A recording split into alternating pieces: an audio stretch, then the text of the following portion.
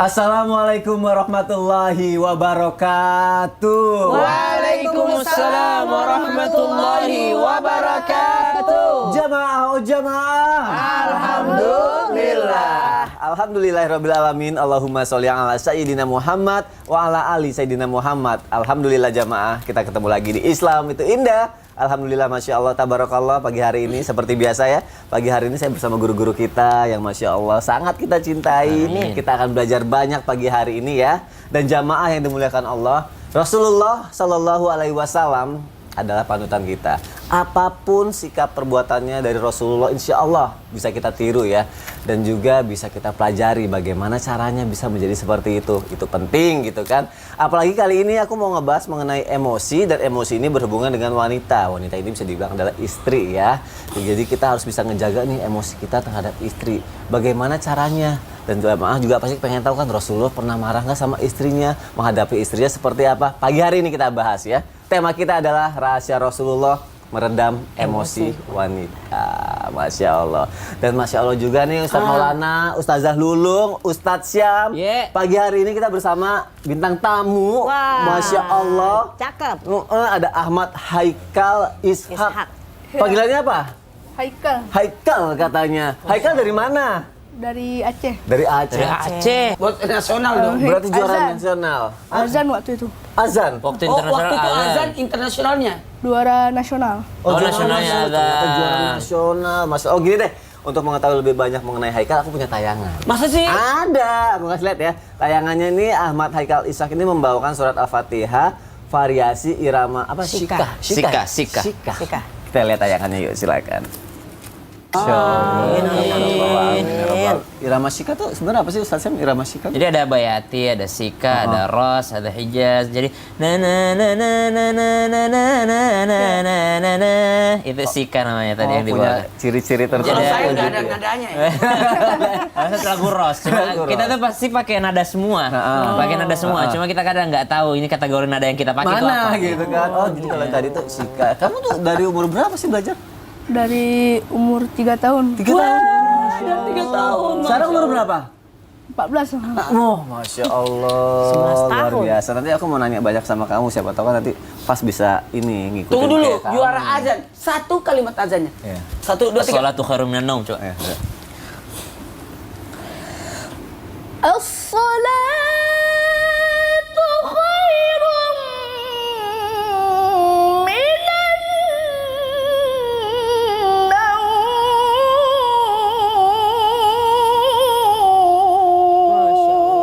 Masya Allah. Sadaqta barakta.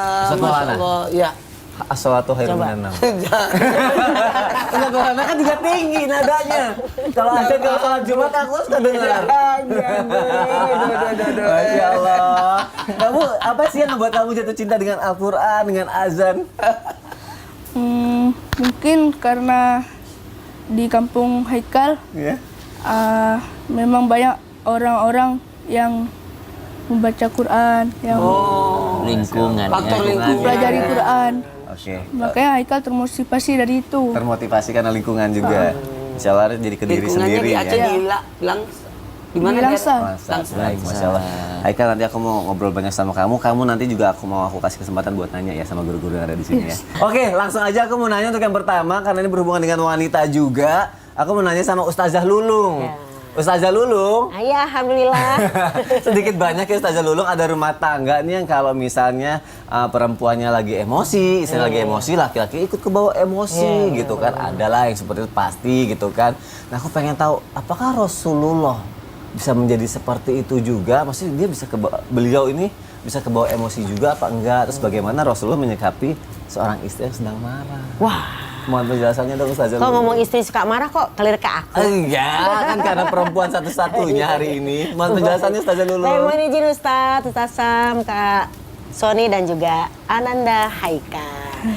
Jamaah, alhamdulillah. Assalamualaikum warahmatullahi wabarakatuh. Waalaikumsalam warahmatullahi wabarakatuh. Alhamdulillahirabbil alamin wassalatu wassalamu ala nabiyina Muhammadin wa ala alihi washabihi ajmain amma ba'du. Alhamdulillah masih di bulan Maulid ya. Dan alhamdulillah kita selalu mencari panutan yaitu Rasulullah SAW. Gimana sih Rasulullah? Apakah beliau juga marah seperti kita? Ataukah istrinya juga marah seperti kita? Jamaah, oh jamaah, ngomongin soal marah, semua kita pasti pernah marah. Rasa marah pasti ada. Perasaan lagunya pada Rasa Cinta deh.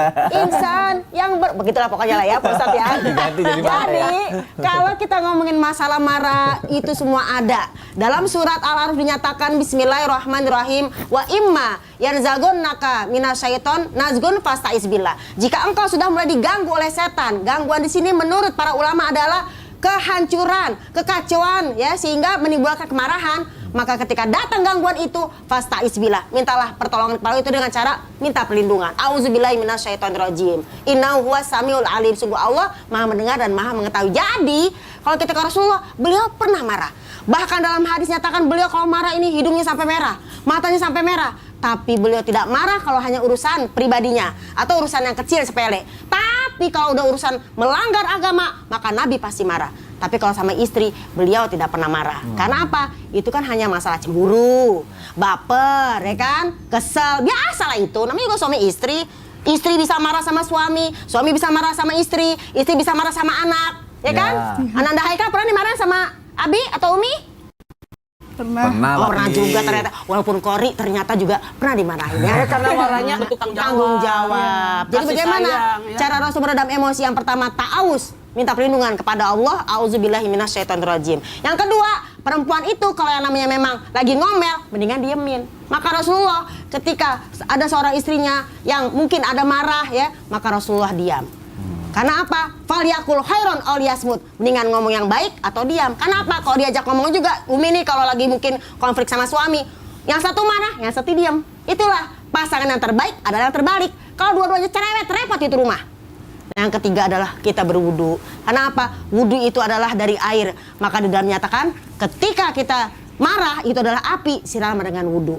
Kalau bahasanya sebor dengan wudu. Sebor apa tuh? Disebor. Oh, disiram. Setannya disiram dengan berwudu. Dan yang ketiga, rubahlah posisi kita. Karena apa? Karena kalau kita lagi marah berdiri, tambah marah. Bahkan kalau kata-katanya jelek, dalam surat Anas dinyatakan ketika kita yakulu, ya kan, bitaisa setan dengan kalimat-kalimat setan karena marah, karena emosi gitu ya, maka asyaiton ta'azoma, setan akan membesar. Dasar. Ya, bukan kalimat-kalimat jelek, setan akan besar. Tapi kalau kita kalimat bismillah dengan nama-nama Allah, astagfirullahaladzim, astagfirullahaladzim, berdiri, rubah jadi duduk. Duduk, rubah, astagfirullahaladzim, jadi rebahan. Karena apa? Ketika kita merubah posisi dalam hadis, itulah salah satu cara kita meredam emosi. Karena apa? Laqad kana lakum fi Rasulillah uswatun hasanah. Sungguh telah ada dalam diri Rasulullah suri teladan yang baik. Gimana cara kita marah, meredam emosi? Lihatlah panutan kita Rasulullah sallallahu alaihi wasallam. Allahumma sholli wa sallim wa barik alaihi. Ya Nabi salam alaika, ya Rasul salam alaika. Walaupun kita nggak seutuh seperti Rasulullah, belajar. Masya Allah. Lengkap semuanya. Berarti ini tekniknya juga dikasih tahu sama Ustazah Lulung ya, kalau misalnya lagi kita juga marah, berdiri, duduk, langsung tidur. Jadi nggak salah pikir gitu para istri yang ada di sana. Takutnya istrinya gini, gue lagi marah lu malah tidur lagi. Gitu kan. Sebenarnya ini ada, ini belajar dari pengalaman juga ya gitu. Makanya Rasulullah itu selalu mengingat Allah, berwudu juga, Masya Allah. Terima kasih Ustazah Lulung untuk Sama-sama Kakak Sony. penjelasannya. Ya ampun. Bagaimana dengan memuji sepatu? Memuji sepatu. Bukan. Ini bukan memuji sepatu, ini memuji. Karena gini loh Ustadz Maulana, aku pernah dengar Rasulullah ini suka memuji, menghormati, memuliakan wanita, terutama istrinya. Jadi ketika istrinya lagi marah, malah dipuji sama Rasulullah. Jarang kan sebenarnya kita bisa kayak gitu. Benar ya? Benar bisa seperti itu. Bisa meredam emosi. Ya boleh. Penjelasannya Ustadz Maulana. Izin semuanya, Ustazah Haikal, Ustazah Sam, dan Mas Sony yang Masya Allah, tabarakallah, luar biasa, yang sangat menghargai istrinya. Masya Allah. Baik, bismillahirrahmanirrahim. Assalamualaikum warahmatullahi wabarakatuh. Waalaikumsalam warahmatullahi wabarakatuh. Jamaah. Yeay. Oh jamaah. Yeay. Alhamdulillah. Alhamdulillahirabbil alamin. Allahumma shalli ala sayyidina Muhammad wa ala sayyidina Muhammad. satu bentuk pujian dan rasa syukur kita, Masya Allah, tabarakallah. Hari ini kita membahas sesuatu yang menarik, karena bagaimana kita menempatkan amarah, emosi dan sebagainya, menempatkan keadaan itu pada posisinya, pada porsinya. Ketika orang marah, betul tadi kata Ustazah Lulung bahwa Nabi itu juga marah, tapi marah dalam aturan syariat yang dilanggar. Tapi untuk pribadi beliau jarang. Apalagi bagaimana mungkin sosok istri Nabi akan marah kepada Rasulullah, karena teknik yang digunakan oleh Rasulullah adalah memuji. Kata pujian dari sinilah ibumu lagi marah, sambil memuji sambil tersenyum. Kata-kata yang sangat istimewa. Kadang menempatkan wanita itu, mohon maaf, istri-istri Nabi merasa dia paling disayang oleh Nabi. Saya itu paling disayang oleh Nabi. Yang satu juga bilang, saya juga disayang. Jadi serasa mereka istimewa semua, tanpa dibeda-bedakan, tanpa dibeda-bedakan. Dalam hal ini mereka merasakan bahwa dirinya mendapatkan kemuliaan yang luar biasa. Apalagi mohon izin, memang dari 9 istri Nabi semua memiliki keistimewaan. Semua, ada yang pejuang, ada yang mandiri, ada yang penyabar, ada yang apalagi dagang. Pokoknya ada kelebihannya masing-masing.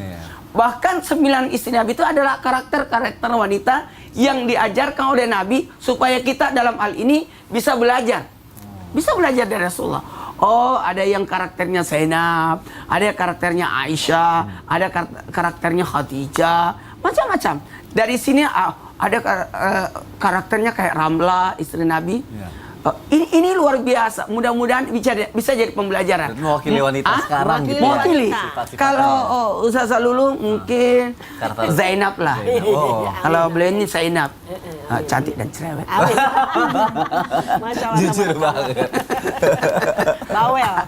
Ada yang penyabar kayak Sauda, ada yang bisa protokol gitu, bisa jadi juru bicara Jawaria. Jadi macam-macam. Maka bagaimana kita memuliakan dan menjaga perasaan? Nabi itu sangat menjaga perasaan istri-istri beliau, menjaga kemuliaan. Bahkan Nabi pernah ibaratnya di masjid, berada di masjid di bulan Ramadan, harusnya kan itikaf. Nabi balik mengantar istrinya. Luar biasa loh. Ini luar biasa. Bagaimana Rasulullah mengangkat derajat wanita. Pernah Rasulullah ketika istri Nabi mau naik, Nabi menurunkan kaki yang mulianya beliau begini. Kemudian membiarkan istri Nabi menginjak kakinya untuk naik di tunggangannya. Masya Allah, itu sweet Oh, banget. Nabi loh. Masya Allah. Kalau kita naik aja. Tolong dong, naikin dong. Ini luar biasa, Nabi loh. Jadi beliau itu mengangkat derajat wanita sangat-sangat besar. Karena kenapa? Disebutkan penempatan wanita disebut sebagai surga buat anak-anaknya, suaminya dan sebagainya. Pantesan berarti waktu itu aku salah cara, Ustadz. gimana caranya? Jadi pas istri aku lagi marah, kan aku mikir karena Rasulullah memuji. Pas istri aku lagi marah, aku puji-puji. Bagus marahnya. Lebih lagi dong, lebih marah lagi. Bagus, aku suka kayak gitu marah. Makin marah. Ujian macam apa? Ternyata salah. Dipujinya bukan marahnya ya, ternyata ya. Menghormati, memuliakan wanita, di sini kita belajar ya. Terima kasih. Iya. Karena Nah, pokoknya nanti kita bahas lebih lanjut lagi. kita bahas lebih lanjut lagi deh mengenai ini ya. Tapi ngomong-ngomong, Haikal ngerti nggak sama pembahasan kita? Ngerti lah. Ngerti. Saya tadi berapa 17 ya? 14. 14. Jadi kalau misalnya 14 sudah ngerti dengan pembahasan kita, kira-kira Bukan hanya di umur 16. Bukan dong. Nah, Haikal ini alhamdulillahirrahmanirrahim kan ada sosok ibunya. Oh iya. Haikal punya saudara perempuan? Punya. Ya. Punya. Kira-kira mungkin ada pertanyaan yang berhubungan yang bisa ditanyakan juga dengan tema kita kali ini dengan kehidupan Haikal. Ada nggak? Mau nanya sama siapa? Ayo, aku kasih kesempatan buat nanya. Ustadz siapa? Si Ihsan sama masih muda. Silakan. Surat. Ayo boleh deh. Haikal Ustadz siapa? Nanya apa? silakan. Ayo. Ustadz pernah marah nggak sama istri Ustadz? Oh, saya. Saya pernah marah kepada istri ya? Pernah. Pernah marah. Apa lagi? Bukan bahas masalah marahnya. Ini dia cuma penasaran aja. Langsung tiba-tiba nanya masalah apa. Ustadz dulu diceritakan sama sama ayah, seorang laki-laki harus tahu pasal 1. Pasal 1 apa? Pasal 1 apa? Ayo, Pasal satu. Apa penasaran ini. Pasal 1. yang membunyinya wanita selalu benar. Wanita selalu benar. Saya. Pasal Wanita satu, selalu benar. Itu Wanita saya. pasal 1 wanita selalu benar. Ya, terus Namun bagaimana cara mengalah kepada Waduh. wanita yang sudah jelas salah tapi malah sebaliknya Cara ngalah sama wanita yang selalu Kadang- benar gimana kadang- tuh? Bukan maksudnya kadang itu ya? wanita. Ya Allah. lebih marah kadang-kadang wanita. Oh, pasal 1 Pasal- wanita selalu benar. Pasal 2 Apa? sebenarnya ada lagi pasal Ada 2 lagi. ya. Pasal 2 laki-laki yang salah. Oh, gitu. Pasal ketiga apapun yang terjadi tetap wanita benar. Ya udah kalau gitu gimana Apa Ustaz caranya tahu untuk sih? menghadapi wanita Apa seperti Ustaz itu? tahu sih? Sasha, Gimana itu, Sasa? ngerti dong maksudnya dong. ngerti. Tapi kenapa kamu bertanya kayak gitu ya, Kal? Tanya kan dia Ini- bapaknya ngomong. Dia kayaknya bapaknya di sana tuh. Masya Allah, Haikal ini mewakili pertanyaan jamaah, insya Allah. Mohon jawabannya kalau gitu Sasha. Izin tabe guruku Ustaz Maulana, Ustaz Lulung, Mas Soni, Haikal, serta guru-guru kami yang dimuliakan Allah Subhanahu wa Ta'ala. Alhamdulillahirabbil alamin, wassalatu wassalamu ala asyrafil anbiya'i wal mursalin sayyidina Muhammadin wa ala alihi wa sahbihi ajma'in. Asbahna wa asbahal mulku lillahi rabbil alamin. Subhanak la ilma lana illa ma 'allamtana innaka antal alimul hakim. Rabbi shrah li sadri wa yassir li amri wahlul 'uqdatam min lisani yafqahu qawli waj'al li wazira min ahli amin amin amin ya rabbal alamin. Jamaah Islam itu indah yang dimuliakan Allah Subhanahu wa Ta'ala. Nabi sallallahu alaihi wasallam mengingatkan kepada kita semua bahwasanya wanita itu adalah tercipta daripada tulang rusuk yang paling bengkok. Maka subhanallah, kalau Nabi saja mengatakan bahwa wanita itu tercipta dari tulang rusuk yang bengkok, artinya wanita itu tidak lurus. Berarti pasal 1 tidak berlaku. Berarti pasal 1 yang mengatakan wanita selalu benar sudah dibantah oleh hadis Nabi SAW yang mengatakan bahwa wanita itu selalu bengkok. Subhanallah, artinya tidak selalu benar. Lalu Nabi SAW mengingatkan kepada kita para laki-laki agar apa? Agar engkau membantu mereka supaya tidak selamanya bengkok. Bisa kok dilurusin. Artinya dengan cara kalau engkau membiarkan mereka, maka mereka akan senantiasa bengkok dan semakin bengkok. Tapi kalau engkau memaksa mereka untuk menjadi lurus, maka itu bisa mematahkan mereka. Maka subhanallah, bagaimana cara menghadapi orang-orang yang menganggap stigma ini benar karena tidak tahu juga undang-undang dari mana ini, buatan siapa ini, Pasal siapa ini? pasal siapa ini dan siapa yang menandatanganinya, wallahu taala alam. Karena Nabi juga mengakui bahwasanya wanita itu berada dalam kelemahan akalnya. Mohon maaf, akan tetapi yang disebut kelemahan akal karena begitu besarnya perasaannya, saking besarnya cintanya, kadangkala melemahkan akalnya. Wanita itu kalau udah cinta kepada anaknya, ya pernah ada seorang ibu tidak makan supaya anaknya makan. Itu kan secara akal kan tidak masuk akal. Oh, hanya orang bodoh yang mau melakukannya. Tapi kenapa seorang ibu rela melakukannya? Karena saking besarnya cintanya.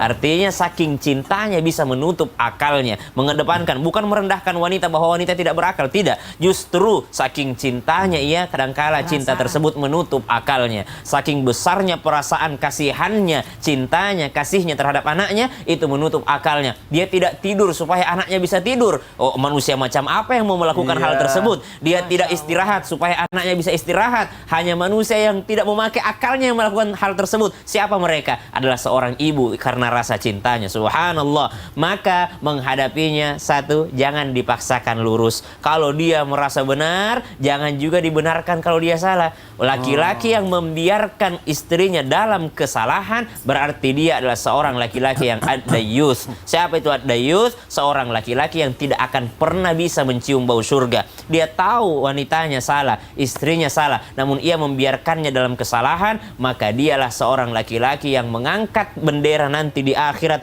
dengan kezalimannya. Kenapa zalim? Karena membiarkan istrinya dalam kesesatan. Tidak punya rasa cemburu ketika istrinya tidak menyembah Allah. Tidak punya rasa cemburu ketika istrinya membuka auratnya. Tidak punya rasa cemburu ketika istrinya bergaul dengan sesuatu yang tidak dibenarkan dalam agama. Maka seorang laki-laki mesti menegurnya, mengingatkannya, tapi jangan Masya terlalu Allah. keras karena khawatir mematahkannya. Wallahu taala alam. Bagus juga tuh kalau misalnya perempuan merasa benar, jangan dibenarkan juga kalau dia salah. Betul. Jadi standarisasinya standarisasi Allah. Kayak ini nih ada yang nitip pertanyaan sama aku nih. ya. Aku bacain ya. Nih dari Instagram nih, Ustadz nggak kangen menghadapi lika-liku rumah tangga bersama pasangan atau istri? Nanya siapa itu? Ustadz nggak ada niat buat cari istri. Ya Allah, Berarti yang ditanya siapa nih? udah pasti Ustadz mau mana lah. Ada aja nanya. Tapi penasaran juga sih niat lagi Ustadz. Begini, Gimana? kita jawab setelah. Ya, nggak mau dijawab sekarang. Kalau gitu jamaah jangan kemana-mana ya. Nanti dijawab sama Ustadz Maulana. Tetap di Islam itu indah. Jamaah, oh jamaah. Alhamdulillah. Ada-ada aja. Ada aja.